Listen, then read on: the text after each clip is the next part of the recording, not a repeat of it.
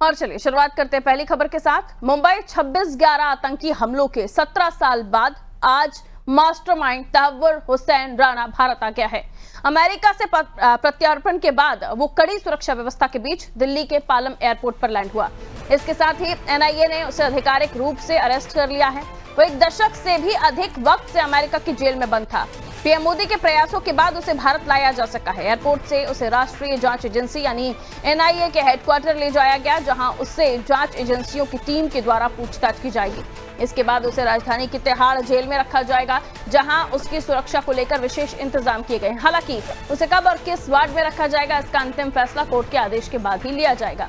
आपको ये भी बता दें, तहव्वुर राणा पाकिस्तान सेना का पूर्व कप्तान और कनाडा निवासी व्यवसायी है।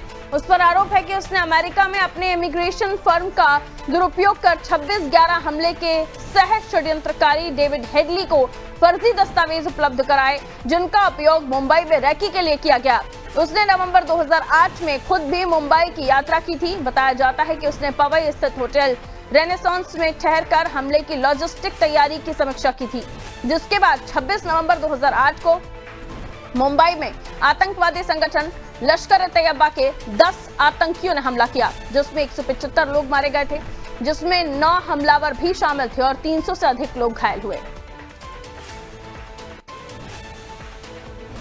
तो 26/11 हमले का मास्टरमाइंड तहव्वुर राणा आखिरकार भारत आ गया और उसे अमेरिका से भारत लाया गया प्रत्यार्पण करने के साथ ही। आपको बता दें, जिसके बाद अब पूछताछ होगी, ये तय होगा कहां उसको अब रखा जाएगा। बहुत सारी डिटेल्स है तहव्वुर राणा से जुड़ी हुई, जो मैं अभी आपको बता रही थी, लेकिन इस पर और भी ज्यादा जानकारी जुटाने की कोशिश करते हैं। हमारे सहयोगी विनोद हमारे साथ जुड़ रहे हैं। विनोद, जाहिर सी बात है, जब बात होती है ऐसे आतंकियों की, तो इन्होंने कब कब क्या क्या किया, इस पर भी हम डिटेल से जानकारी आपके साथ चाहेंगे। और अब इस पर क्या एक्शन लिया जा रहा है? तहव्वुर राणा के आने के बाद ये माना जा रहा है कि कड़ी सजा का अनाउंसमेंट हो सकता है, आदेश दिए जा सकते हैं, और कहां उसको कैसे रखा जाएगा, इसके बारे में जानकारी दीजिए।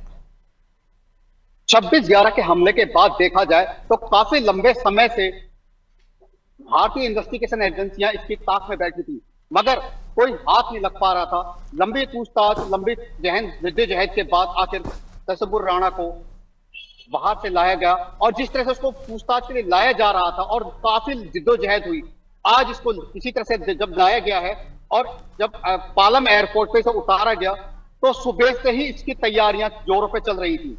देखा जाए तो एनआईए हेडक्वार्टर के बाहर काफी सख्ती बरती जा रही थी और सभी रास्ते बंद कर दिए गए थे। किसी भी तरह की कोई भी आवाजाही नहीं रखी गई। साथ ही अगर देखा जाए तो जैसे तहव्वुर राणा की फ्लाइट दिल्ली लैंड करती है, उसे एनआईए ने अपनी कस्टडी में लिया और उसे सबसे पहले उसे मेडिकल के लिए ले जाया गया और काफी कड़े बंदोबस्त के साथ उसे एनआईए हेडक्वार्टर भी लाया गया है। अगर देखा जाए तो सिर्फ इन्हीं, जैसे आपने कहा कि ये काफी बड़े स्केल का मामला है, तो इसे बहुत एशिया की सबसे सुरक्षित जेल है तिहाड़ जेल, उसमें एक स्पेशल बैरिक बनाया गया जिसमें इसको रखा जाएगा और उसी की तैयारी जोर पर चल रही है। अभी इन्हें एनआईए हेडक्वार्टर लेके जाएगा, जहां इनसे पूछताछ भी की जाएगी। देखा जाए तो इस पूछताछ में आईजी और डीआईजी रैंक के अधिकारी होंगे, जिसमें आशीष बत्रा टीम में शामिल हो सकते हैं, डीआईजी जॉय राय भी पूछताछ टीम में शामिल हो सकते हैं। बिल्कुल, तो पूछताछ होगी, उसके बाद और भी कुछ खुलासे होने की उम्मीद है, माना जा सकता है, क्योंकि काफी बड़ा जो संगठन है इनका काम करता है, जिसके साथ ये जुड़े हुए हैं। हालांकि 26/11 के बारे में काफी लंबा वक्त हो गया, तो अब जो पूछताछ होगी उसमें क्या लगता है आपको, क्या कुछ निकल के सामने आ सकता है? विनोद, अगर देखा जाए तो पूछताछ का लंबा सिलसिला चलेगा और भारत सरकार को बहुत उम्मीद है। इन्वेस्टिगेशन एजेंसियां लंबे समय से इसकी ताक में बैठी थी और आज ये मामला हाथ आया है, तो कहीं ना कहीं इन्वेस्टिगेशन एजेंसियां कोई कसर भी नहीं छोड़ना चाहती हैं और इसके साथ बहुत सारे तार जुड़े हुए हैं, बहुत से मामले खुलकर सामने आएंगे। अभी तो सिलसिला जारी हुआ है, देखते हैं आगे क्या क्या नई नई परतें खुलती है और कैसे कैसे मामले सामने आते हैं। ठीक, बहुत शुक्रिया विनोद जानकारी के लिए।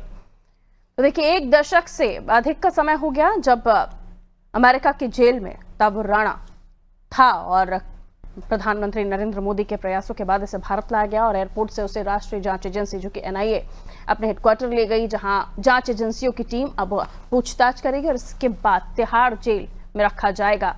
सुरक्षा को लेकर भी इंतजाम किए जा रहे हैं और ये भी कोर्ट के द्वारा बताया जा कि कब किस वार्ड में उसे रखा जाएगा।